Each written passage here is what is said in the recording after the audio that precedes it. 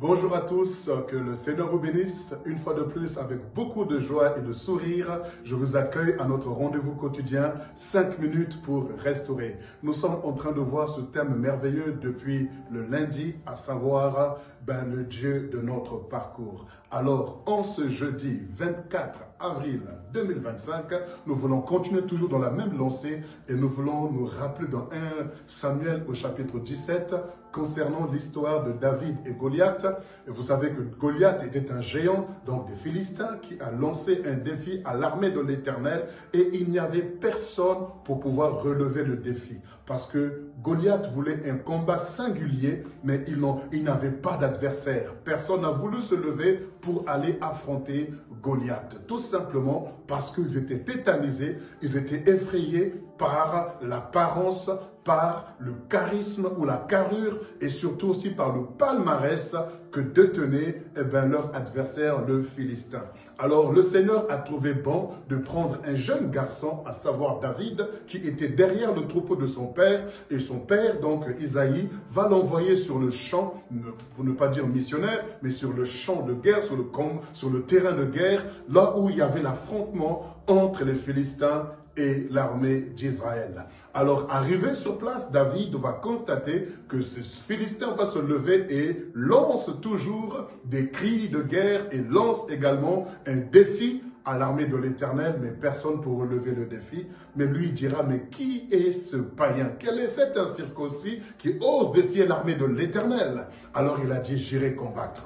Lorsqu'on le présente au roi, le roi constate que David n'est pas inscrit dans la liste des soldats et ne le connaît pas comme soldat. Lorsque tu as un parcours avec ton Dieu, ne t'attends pas à ce que tout le monde te connaisse, ne t'attends pas à ce que tout le monde sache que tu appartiens à l'Éternel. Mais lorsque Dieu veut te distinguer, lorsque Dieu veut te révéler, il va créer des circonstances et des événements pour révéler le parcours que tu as avec lui, l'intimité que tu as avec lui, le Dieu de ton parcours. Alors devant Goliath, David va dire simplement à Saül, qui voulait connaître son palmarès, qui voulait connaître également donc son curriculum vitae, il dira tout simplement, le Dieu qui m'a délivré de la gueule du lion, le Dieu qui m'a délivré de la patte de l'ours, me délivrera aussi de ce Philistin.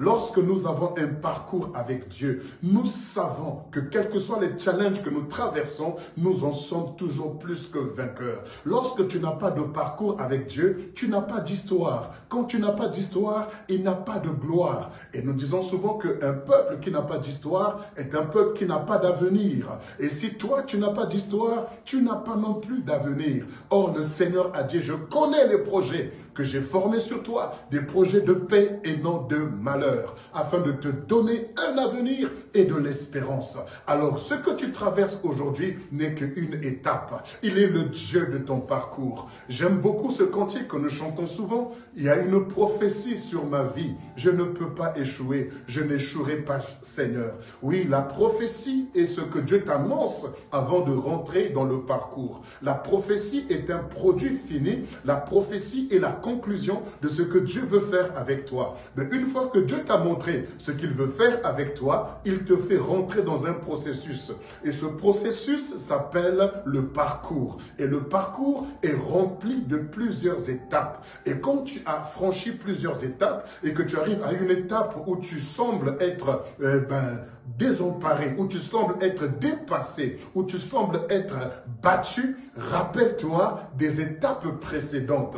Les étapes précédentes vont t'aider, vont te fortifier, vont t'affermir dans ta foi, dans ton assurance que ton Dieu qui a fait cela hier, ton Dieu qui t'a délivré de la gueule du lion, ton Dieu qui t'a délivré de la patte de l'ours, ton Dieu qui t'a délivré des maux de tête, des maux de ventre, te délivrera également de cette maladie qui veut se lever contre toi comme ce Goliath. Souviens-toi, tu as un Dieu. Tu n'as pas seulement le Dieu de la prophétie, mais tu as aussi le Dieu du parcours, le Dieu du processus, le Dieu de ton intimité, le Dieu de ta relation, le Dieu de ton parcours est avec toi. Il ne te délaissera pas, il ne t'abandonnera pas. Alors sur ces paroles, je t'encourage à te souvenir du Dieu de ton parcours, le Dieu de ton intimité, intimité, le Dieu de tes prières, le Dieu de ta relation, le Dieu de ta jeunesse. Ne l'oublie pas, car il est toujours fidèle et il est avec toi. Alors, en ce jeudi 24 avril, j'aimerais déjà t'annoncer, rappelons-nous, nous avons un nouveau rendez-vous, à savoir chaque premier jeudi du mois,